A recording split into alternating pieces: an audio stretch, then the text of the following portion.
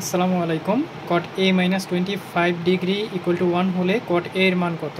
তাহলে এখানে দেওয়া আছে কট এ মাইনাস 25 ডিগ্রি ইকুয়াল টু 1।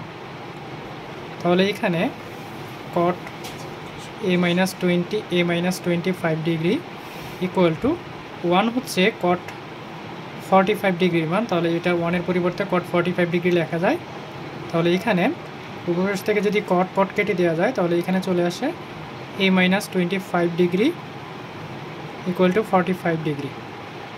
এটা এই পাশে রেখে দিয়ে মাইনাস 25টা প্রবেশে প্লাস আকারে নেওয়া যায়। তাহলে 45 ডিগ্রি প্লাস 25 ডিগ্রি, সুতরাং এখানে এর ভ্যালু চলে আসে 45 আর 5 10, 10 এর 0, হাতে আছে 1, 1 আর 2 হচ্ছে 3, 3 আর 4 হচ্ছে 7, 70। 70 ডিগ্রি চলে আসে এর ভ্যালু। তাহলে এখানে এর ভ্যালুর মান চলে আসে 70 ডিগ্রি।